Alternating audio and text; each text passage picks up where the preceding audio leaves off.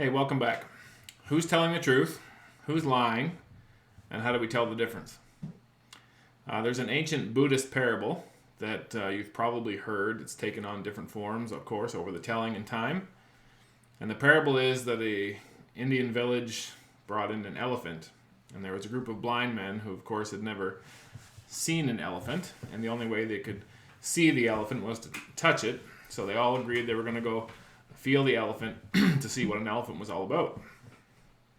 So, of course, each grabs onto a different part and comes away with a different impression. So one touches the side of the elephant and says the elephant's like a wall. One touches the leg and says it feels like a tree trunk. And one touches the tail and it's like a rope. And one touches the trunk and it's like a big snake. And one touches the ear and it's like a fan, etc., etc.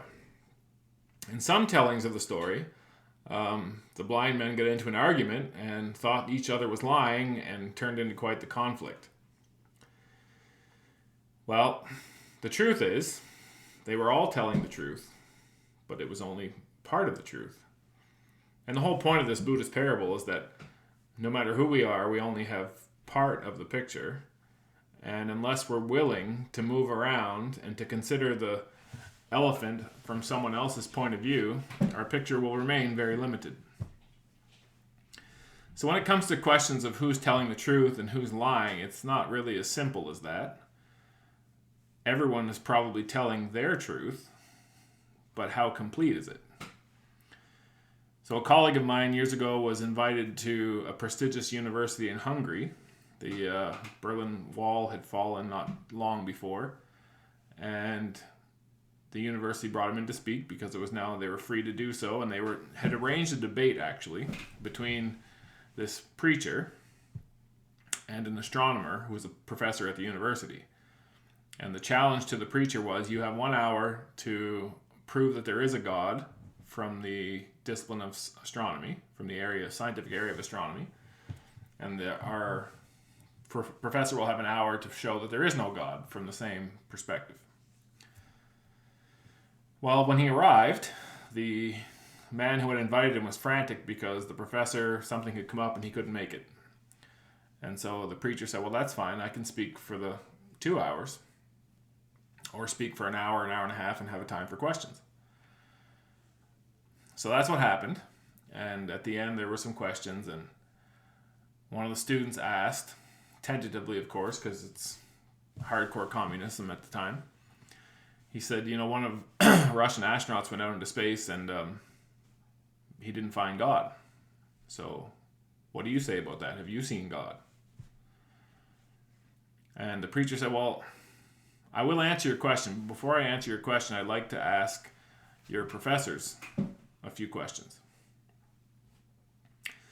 So he proceeded to ask the professors how much knowledge, of all the knowledge there is in the world, how much knowledge do you and your students have? Like, there's hundreds of languages in the world, and within those languages, dialects, and that's just languages. And then there's areas of science and all kinds of things. So of all the knowledge that there possibly could exist, that does exist in the world, how much do you and your students know? Do you think you know 75%? Oh, no.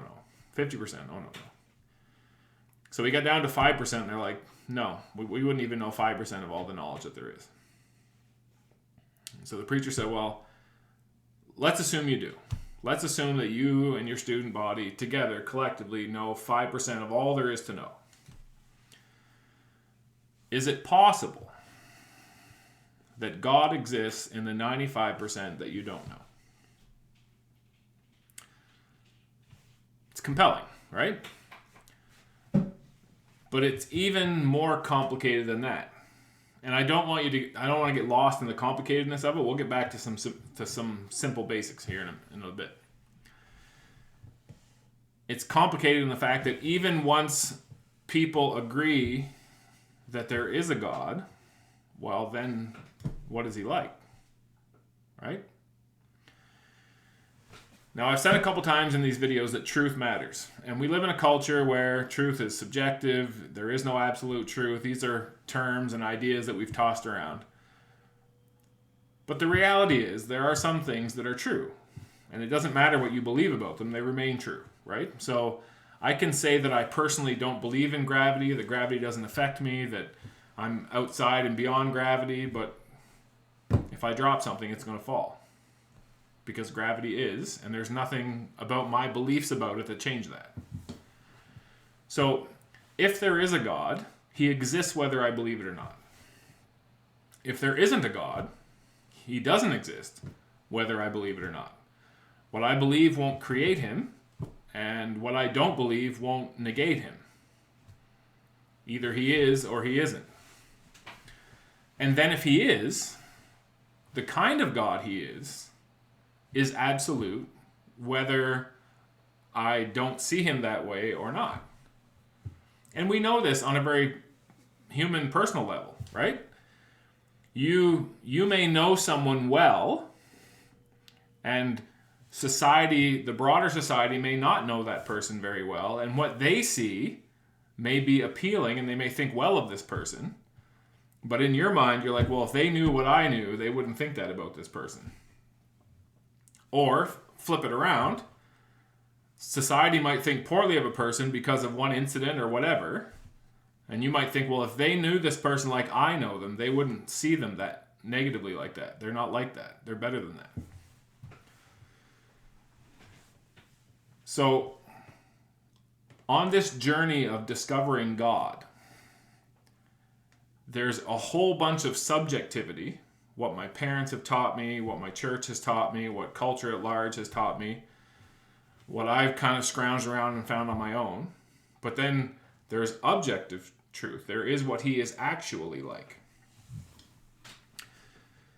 So when we come to the life of Jesus, which last video we talked about Jesus first, pursue Jesus first, and then do it in community.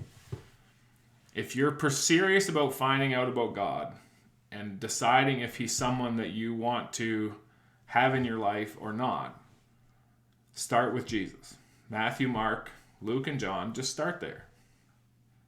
Let Jesus introduce himself to you from the one document that we have that's solid about him, and then go from there.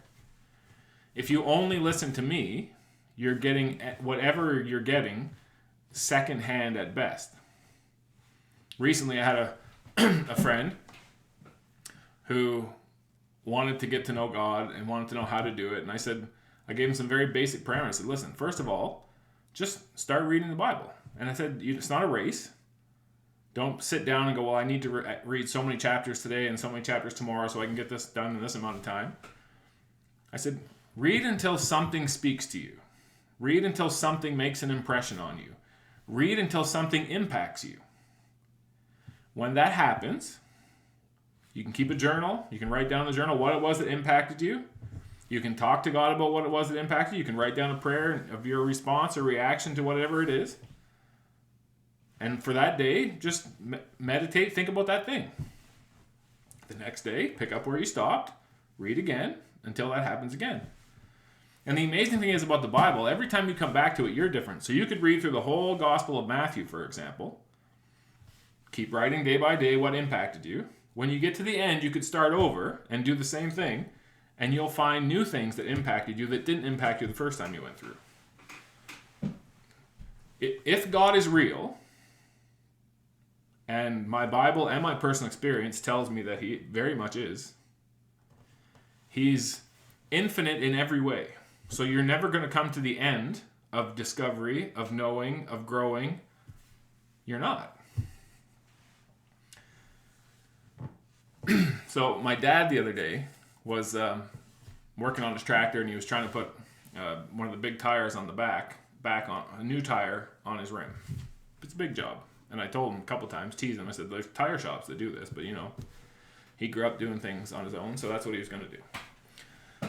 So anyway, he got to the point where he was stuck. So I went out and gave him a hand, and we got the tire on, and he's sitting on one side of it looking across the tire. It's laying flat on the floor. And he says, it looks like the tire is closer to the rim, tighter into the rim on this side, and further out, like it's like off center. And I was standing up, looking over the whole thing. I'm like, no, Dad, it's just where you're sitting. So he stood up and looked at it from the top. And he's like, oh, yeah, that's fine. His perspective from where he was sitting made him see one thing. When he stood up and looked at the big picture, he saw something else. The blind man, holding on to a leg, says, oh no, an elephant's like a tree trunk. That's a perspective, and one part of its body is kind of like a tree trunk. But it's only a perspective, and it's only a small one. An elephant is much more than that. So if you're going to discover God, if you're going to get to know God, it's a journey of, literally a journey of discovery.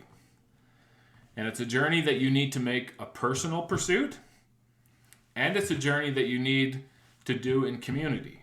Because when you come into community with other people who are on the same pursuit, their personality, their background, their perspective is going to open up to you things that you didn't see. Your personality, your background, your perspective is going to open up to them things that they didn't see. And together, 2, 3, 5 of you, you're all going to grow faster and more holistically than any one of you attempting to do it on your own.